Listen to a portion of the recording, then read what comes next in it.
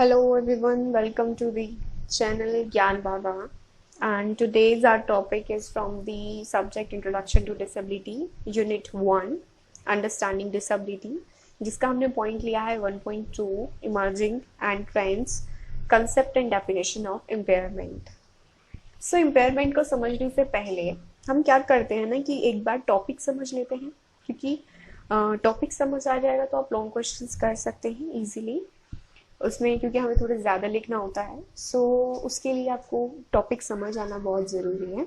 सबसे पहले हम क्या करते हैं, वर्ड्स जो दिए गए हैं उनको सेपरेटली समझ लेते हैं सो दैट हम इसको एक तरीके से एक साथ फिर समझ पाए, ठीक है। The first word is emerging. What is the meaning of emerging? सबसे पहले हम ये चीज़ देख लेते हैं, व्हाट इज इमर्जिंग। तो इमर्जिंग क्या होता है, एक सिंपल वर्ड्स में मैं आपको एक पहले बता देती हूँ, फिर उसके बाद हम इंग्लिश में एक बार रीड आउट कर लेते हैं। इमर्जिंग का मतलब होता है किसी भी चीज से उभर के आना, ठीक है, किसी भी सिचुएशन से उभर के आना, ठीक है। That is the meaning of emerging.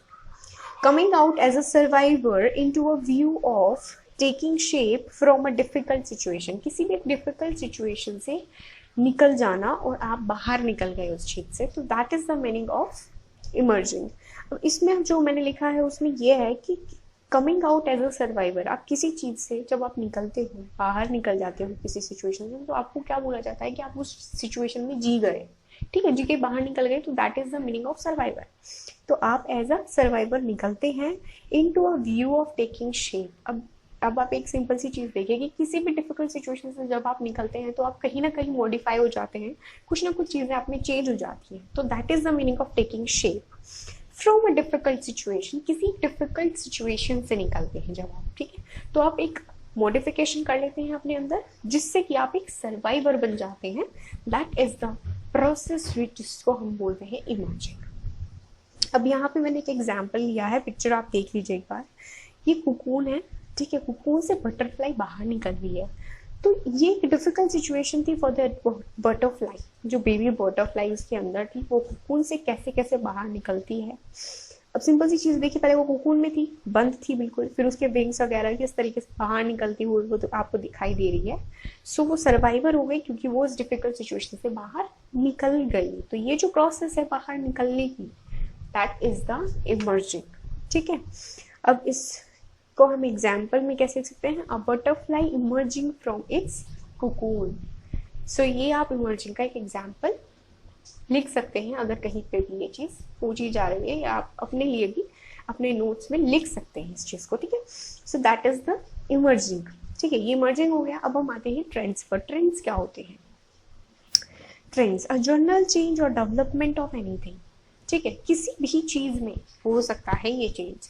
ऐसा नहीं है कि सिर्फ हम यहाँ पे किसी भी एक पर्टिकुलर या फिर एक स्पेसिफिक चीज की बात करेंगे। ट्रेंड्स किसी भी चीज में हो सकते हैं चेंज, किसी भी एक चीज में, वो हमारा स्टडी वाइज है या फिर सोशली है, किसी भी चीज में एक चेंज आना, एक डेवलपमेंट होना, क्या कहलाता है? ट्रेंड्स कहलाता है। जैसे आपने सुना भी होगा कि भाई ये चीज बड़ी ट्रेंडिंग हो रही है आजकल, ये बहुत ज्यादा चल रहा है। तो चलना, किसी चीज का चलना, ठीक है, जिसे हम एक आम भाषा में बोल सकते हैं कि आजकल ये चीज चल रही है, तो that is the meaning of trending, trends, ठीक है।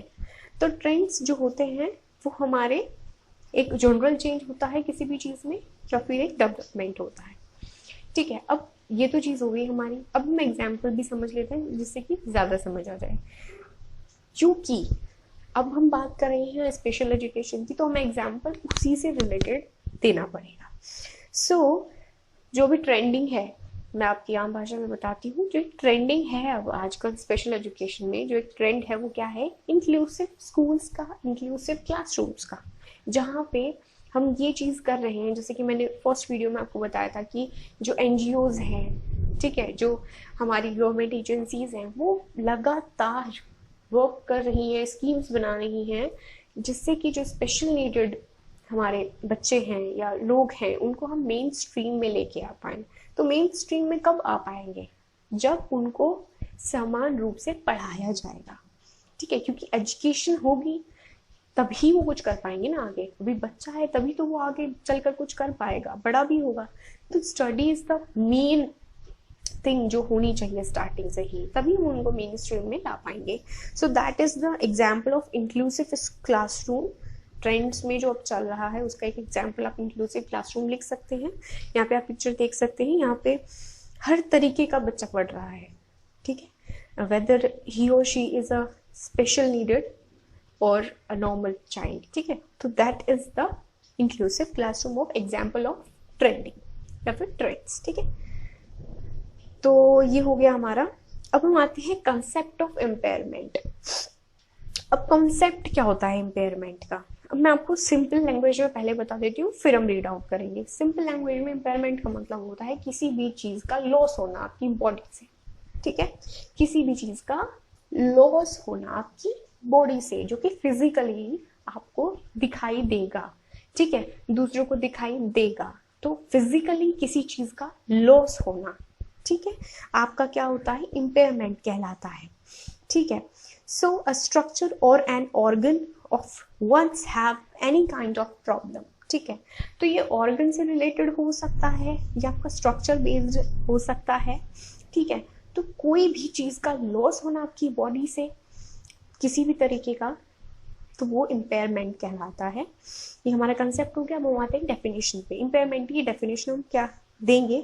N impairment is a physical, जैसे कि मैंने आपको भी बताया कि वो फिजिकली हो सकता है, मेंटली हो सकता है, defect at the level of body system और ऑर्गन.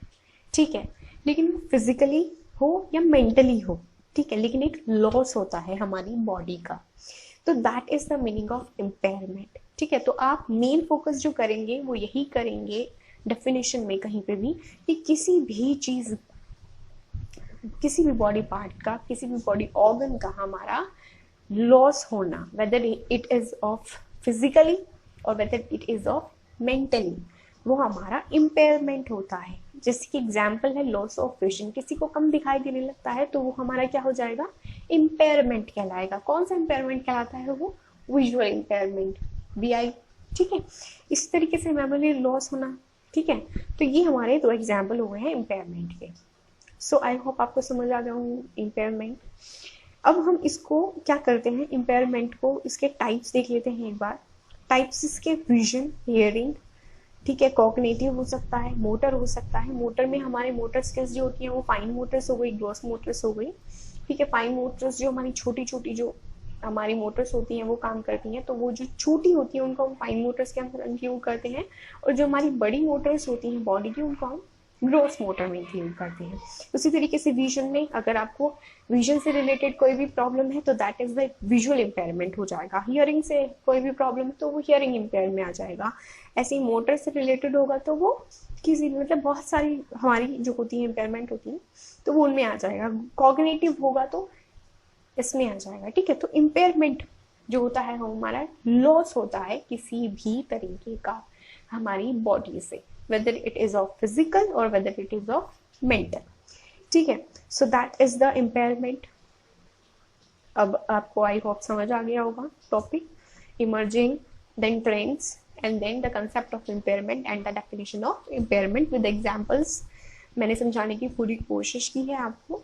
अगर आपको अच्छा लगा हो तो प्लीज़ प्लीज़ प्लीज़ लाइक कीजिए, शेयर कीजिए, सब्सक्राइब कीजिए, एंड आप हमें फॉलो भी कर सकते हैं फेसबुक पर. फेसबुक पर भी हमारा एक अकाउंट है, तो वहाँ पे आप जाइए और वहाँ पे आपको जो भी नोटिफिकेशंस होती हैं, जो भी अपडेशंस होती हैं वो हम वहाँ पे आपको प्रोवाइड करेंगे. जल्दी से जल्दी करने की कोशिश करते हैं, मुझे लगता है कि हम सबसे पहले दे सकें आपको. सो आप वहाँ पे फॉलो करेंगे तो श्योरली ही आपको कहीं ना कहीं ये लगेगा कि हाँ हमें फ़ायदा हुआ है. एंड व्हाट एल्स, आप अगर नोट्स बनाना चाहते हैं, किसी भी तरीके के नोट्स, हमारे आप ब्लॉग पे जाइए, आपको डिस्क्रिप्शन में दोनों चीज़ें मिल जाएंगी. लिंक मिल जाएगा फेसबुक का भी और ब्लॉग का भी. आप लिंक पर जाइए एंड जस्ट गो देयर. अगर आपको नोट्स बनाने हैं तो नोट्स आप रिटन में वहाँ से बना सकते हैं. एंड वीडियो तो आप देख ही चुके हैं, आगे भी वीडियोज़ आती रहेंगी. तो प्लीज़ बने रहिए, और बने रहने के लिए आपको सब्सक्राइब करना ज़रूरी है. तो प्लीज़ सब्सक्राइब कीजिएगा एंड लाइक प्लीज़ कर दीजिएगा, सो दैट हमें भी थोड़ी मोटिवेशन मिले एंड हम ज़्यादा से ज़्यादा अच्छे तरीके से काम कर पाएँ. Thank you for watching. Bye bye, take care.